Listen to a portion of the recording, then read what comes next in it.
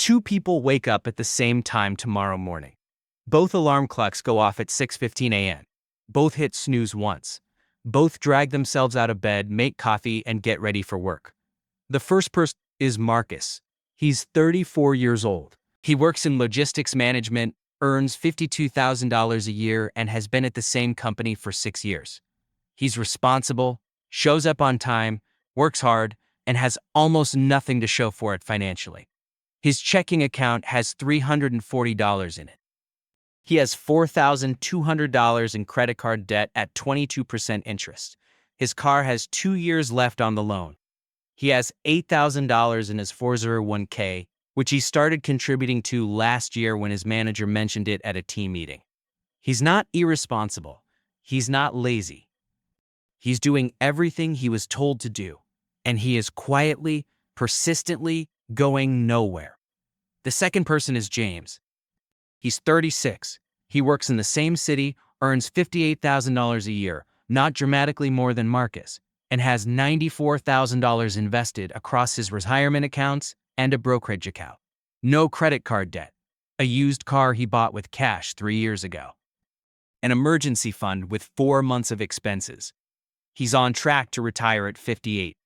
Same city, similar income, two completely different financial realities. This video is about why that gap exists and why it has almost nothing to do with income, luck, or circumstance, and almost everything to do with systems, information, and a set of structural realities that nobody explains clearly. My name is Daniel, and today we're going to talk about the real reason poor people stay poor and rich people stay rich. Not the comfortable version, not the version that lets everyone off the hook, and not the version that blames everything on circumstances. The honest version, the one with the actual mechanics laid out clearly so you can see exactly what's happening and exactly what to do about it. Let's start with the most important concept in this entire video. The system is not neutral. Here is something that sounds obvious once you say it out loud, but that most people have never actually stopped to examine. The financial system in this country was not designed to treat everyone equally. It was designed to reward people who already have money and charge people who don't. This is not a conspiracy theory. It is a structural reality that shows up in the specific numbers every single day. If you have good credit, which requires having had money and managed it well in the past, you borrow money at low interest rates. A mortgage at 6.5%, a car loan at 4%, a personal loan at 8%.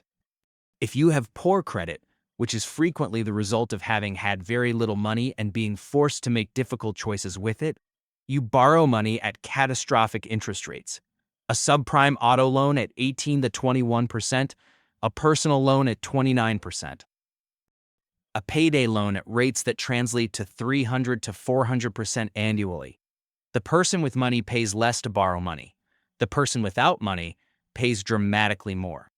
The system charges you more for being poor, not because of moral judgment, because of actuarial risk assessment. But the practical effect is identical. The less you have, the more everything costs you. This is called the poverty premium. And it shows up everywhere, not just in interest rates. Buying in bulk saves money, but buying in bulk requires having enough cash up front to purchase larger quantities. People without cash float buy smaller quantities at higher per unit prices. The family with money buys the $18 bulk pack of paper towels at $0.45 per roll. The family without cash buys the $3.49 two-pack at $1.75 per roll. Same product, nearly 4 times the per unit cost. Paying insurance annually costs less than paying monthly, but paying annually requires having a year's worth of premium available at once. People without that cash pay monthly and pay a premium for the privilege. The identical insurance policy costs roughly 10 to 15% more when paid in monthly installments versus annually. Owning a reliable car reduces transportation costs dramatically compared to relying on ride shares, public transit, or maintaining an unreliable vehicle.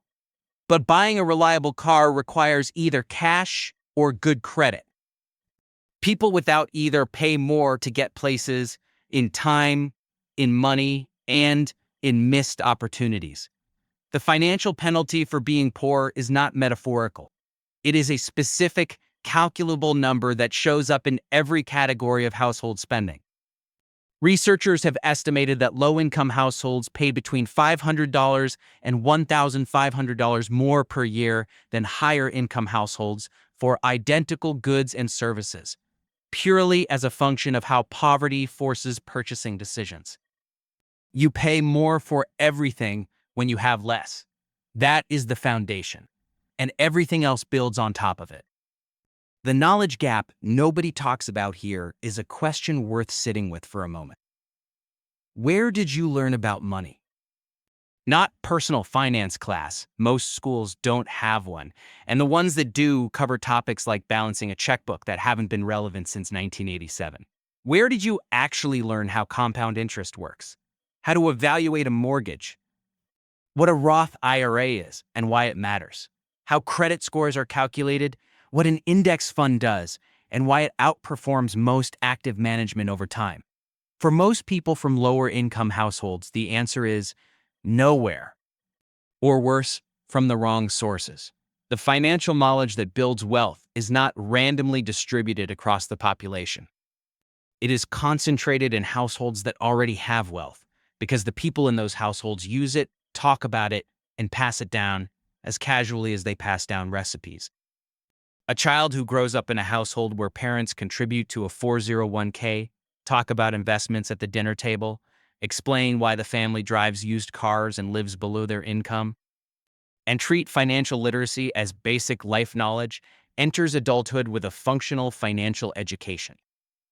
A child who grows up in a household where money is a source of stress and scarcity, where there's no retirement account to observe, no investment portfolio to learn from, and where financial decisions are made in reaction to crisis rather than in advance of it, enters adulthood with no functional financial education, and often with deeply embedded emotional patterns around money that are actively counterproductive.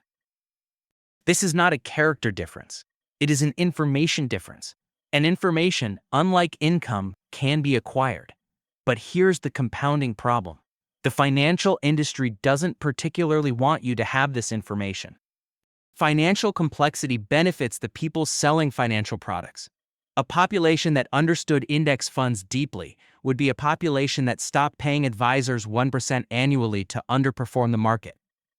A population that understood compound interest viscerally would never carry a credit card balance.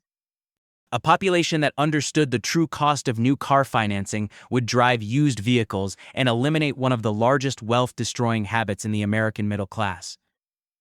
The financial literacy gap is not an accident.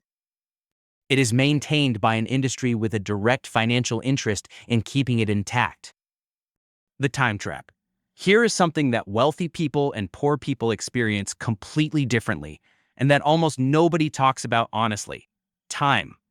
Not in the philosophical sense, in the immediate, daily, practical sense. When you are financially stable, you have time to think. You have time to plan. You have time to research a major purchase, compare options, wait for a better deal, invest in your own skills and health, and make decisions based on what's optimal rather than what's urgent. When you are financially precarious, you don't have time. You are managing a constant series of small crises. The car needs a repair and you have to figure out how to pay for it by Thursday. The hours got cut at work and the rent is due in 10 days. The medical bill arrived and you have to decide what to skip this month to cover it.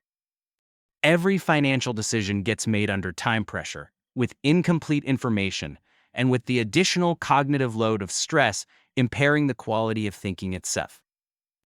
Researchers at Princeton and Harvard published a landmark study on this phenomenon. They found that financial scarcity imposes a cognitive load equivalent to losing 13 IQ points, comparable to the effect of losing a full night's sleep. The stress of managing poverty doesn't just feel hard, it literally reduces the cognitive bandwidth available for every other decision you make.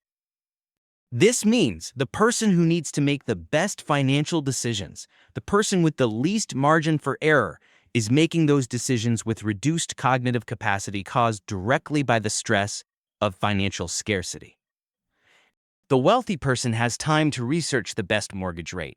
The person under financial pressure signs whatever is in front of them because they need to close by Friday or lose the apartment. The wealthy person can wait 6 months to buy a car until the right deal appears. The person without options buys the one the dealership offers because they need transportation by Monday. The time trap is one of the most powerful and least discussed mechanisms of wealth inequality. It's not that poor people make worse decisions because they're less capable. It's that they make decisions under conditions that systematically impair decision quality and then get blamed for the outcomes. The wealth-building mechanisms only available to the already wealthy. Now, let's talk about the specific tools that build wealth and who actually has access to them. Home equity. The single largest wealth-building mechanism for American households is home appreciation. Homeowners saw their net worth grow dramatically over the past decade simply by virtue of owning a home. But homeownership requires a down payment, typically 10 to 20% of the purchase price. On a $350,000 home, that's $35,000 to $70,000 in cash, saved after taxes, while paying rent. For someone earning $52,000 a year and paying $1,400 a month in rent, saving $50,000 represents more than a full year of gross income. Not a full year of savings, a full year of gross income. Before taxes, rent, food, transportation, or any other expense. The people who couldn't accumulate that down payment watched the value of homes they couldn't buy increase by 40 to 60% over 5 years. The wealth gap didn't grow because renters made bad choices. It grew because the primary wealth-building mechanism of the American middle class required entry capital that many people simply didn't have. Employer match. We discussed this in the last video, but it bears repeating here in context. The employer 401k match is free money, an immediate 50 to 100% return on contributed dollars. But capturing it requires having enough monthly cash flow to contribute the required percentage. For someone managing a tight budget, reducing take-home pay by 6% to capture a match is a choice that has to compete with immediate necessities. Many people in genuine financial precarity can't make that trade, even though it's the mathematically correct decision. Investing, compound interest, is the most powerful wealth-building force available to ordinary people. But it requires investable capital, money that isn't needed for immediate expenses. The person with margin invests. The person without margin can't. And over 30 years, the difference between investing $300 a month and investing nothing is the difference between $798,000 and zero. Tax advantages. The American tax code contains dozens of mechanisms specifically designed to reduce taxes for people who are already building wealth. The mortgage interest deduction, the capital gains preferential rate, Roth IRA contributions, 401k pre-tax deferrals, depreciation on investment property. These benefits compound and stack for people who are already in the wealth-building system. They are largely inaccessible to people who aren't. The person earning $200,000 who maximizes their 401k, contributes to an HSA, owns a home, and holds investments pays an effective tax rate that is in many cases lower than the person earning $52,000 who rents, has no retirement account, and holds no investments. The system is specifically structured to reward existing wealth accumulation. This is not controversial. It's in the tax code. The inheritance nobody talks about. Let's talk about something that makes people uncomfortable: the role of family wealth transfers in individual financial outcomes. About 60% of Americans receive some form of financial transfer from their family: gifts, inheritance, help with a down payment, parents paying for college, a loan that never gets repaid, being allowed to live rent-free while saving. These transfers are not equally distributed. They are heavily concentrated in families that already have wealth. The median inheritance received by households in the top income quintile is approximately $46,000. The median inheritance received by households in the bottom income quintile is approximately $0, because there is nothing to inherit. This matters enormously for wealth accumulation, and here's why. The most expensive years of wealth building are the early ones. The capital needed to make a down payment, avoid student debt, start a business, or simply not have to carry credit card balances through your 20s is most valuable early, when compound interest has the longest time to work. A family gift of $20,000 toward a down payment at age 28 is not just $20,000. It's the difference between building home equity for 30 years versus renting for 30 years. It's potentially hundreds of thousands of dollars in wealth difference over a lifetime from a single transfer. The person who received that transfer doesn't experience it as privilege. They experience it as their parents helping them out. The person who didn't receive it doesn't experience it as disadvantage. They experience it as just having to figure it out themselves. Both perceptions are understandable. Neither captures the full financial reality of what a single early transfer means over a lifetime of compounding. The habits that maintain the gap. Now let's talk about behavior, because this conversation isn't complete without acknowledging the role of individual choices. The structural realities we've discussed are real. The poverty premium is real. The knowledge gap is real. The time trap is real. The unequal access to wealth-building mechanisms is real. And individual habits matter enormously too. Here is what wealthy people consistently do differently, not because they're better people, but because they have access to information, time, and systems that make these behaviors available to them. They pay themselves first. Before any discretionary spending, a fixed percentage of income goes to savings and investment automatically. This isn't discipline in the moment, it's a system that removes the decision entirely. They don't finance lifestyle. Cars, vacations, furniture, electronics, bought with cash or not bought at all. The wealthy person's relationship with debt is almost exclusively limited to assets that appreciate. Mortgages on property, occasionally business financing. Consumer debt is treated as the wealth-destroying instrument it actually is. They measure net worth, not income. The question isn't how much do I make, it's how much do I keep and grow. This distinction sounds subtle. It produces completely different financial behaviors over time. They invest in their own earning capacity, skills, credentials, networks, health, investments in human capital that increase income and optionality over time. The wealthy person spends money to make more money. The financially precarious person spends money to survive. They think in decades, not months. Financial decisions get evaluated based on their 10 and 20-year implications, not just their immediate impact. The car purchase, the housing decision, the career move, all analyzed through a long-term lens. That's only possible when you're not managing immediate crisis. These habits compound. Over 10 years, they produce dramatically different outcomes from nearly identical starting points. And they're learnable. That's the critical point. These are not personality traits. They're behaviors that can be adopted, practiced, and systematized. Why Marcus and James ended up different. Let's go back to Marcus and James from the beginning. Marcus and James grew up in different households. Marcus's family rented. His parents worked hard, managed month to month, and didn't have retirement accounts. Nobody talked about investing or compound interest or the difference between assets and liabilities. Money was a source of stress, discussed in hushed tones when bills were late, never discussed as a system to be understood and managed.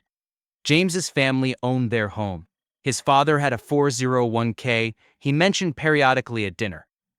His mother drove the same car for 11 years because why would we replace something that works? When James got his first job, his dad sat him down and explained the employer match, the difference between a Roth and traditional IRA, and why he should never carry a credit card balance. That conversation took 45 minutes. The financial knowledge gap between Marcus and James at age 22 was not a reflection of their relative intelligence or work ethic. It was a reflection of what each household knew and talked about. Marcus entered adulthood without a map. James entered adulthood with one. By $36,000 in net worth difference and growing, because James's invested assets are compounding, while Marcus's credit card debt is compounding in the opposite direction.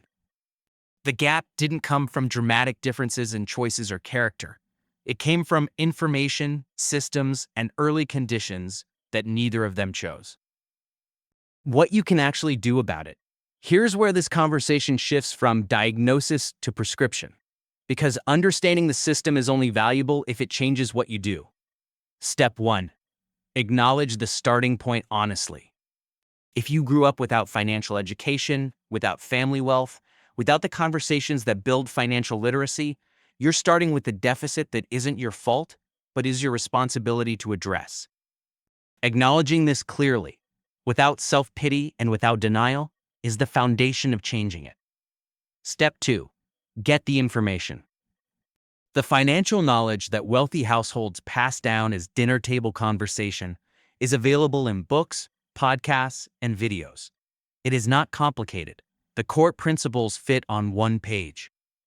Spend 90 days consuming financial education deliberately, not tips and tricks, but foundational concepts: compound interest, tax advantage accounts, debt hierarchy, net worth calculation, savings rate, and its relationship to financial independence. Step 3. Build the emergency fund first. Before investing, before paying down all debt, before anything else, build a 3-month emergency fund in a high-yield savings account. This single step breaks the cycle of crisis decision-making that the time trap creates. It gives you the cognitive space to make better decisions about everything else. Step 4. Eliminate high-interest debt aggressively. Any debt above 8% interest is a guaranteed negative return on your net worth. Pay it off in order, from highest interest rate to lowest. While you're doing this, never add to it. The credit card is not an emergency fund. It's a 22% interest wealth-destroying mechanism dressed up as convenience. Step 5. Capture all free money. If your employer offers a match, contribute enough to capture every dollar of it. Every single dollar. This is the highest guaranteed return available to you, and walking away from it is turning down part of your compensation. Step 6. Automate everything. Remove financial decisions from your daily willpower budget. Automate savings transfers on payday. Automate investment contributions. Automate bill payments. The system should run itself so that good financial outcomes don't depend on making the right choice repeatedly under varying conditions of stress and fatigue. Step 7. Define the target and reverse engineer it. What does financial independence look like for you specifically? What annual income do you need your investments to produce? Multiply that number by 25. That's your target portfolio. Divide by the number of months until your target retirement date. That's your required monthly investment. Now you have a specific number to work toward instead of a vague intention to save more. The honest bottom line. The gap between people who build wealth and people who don't is explained by a combination of structural factors, information asymmetry, and individual habits, in proportions that vary by situation, but that always include all three. The structural factors are real, and they are unfair. The poverty premium costs real money. The knowledge gap produces real consequences. The time trap impairs real decisions. The unequal access to wealth-building mechanisms creates real advantages for people who already have wealth. And individual choices matter enormously. The habit of paying yourself first, avoiding consumer debt, investing consistently, and thinking in decades rather than months produces dramatically different outcomes from nearly identical starting points. Both of these things are true simultaneously. Acknowledging structural reality doesn't eliminate personal responsibility, and acknowledging personal responsibility doesn't make structural inequality disappear. The most honest and useful position is this: the system has real advantages built in for people who already have money, and that's not fair. And within that system, there are specific behaviors that produce dramatically better outcomes regardless of starting point, and those are worth adopting immediately. Marcus can't go back and grow up in James's household, but he can get the information James's father gave him in a 45-minute conversation. He can build the emergency fund that gives him the cognitive space to make better decisions. He can eliminate the credit card debt that's compounding against him. He can start investing, even a small amount, and let time begin working in his direction. The gap took years to create, it takes years to close, but it closes. And it starts with understanding exactly how it opened in the first place. Now you do.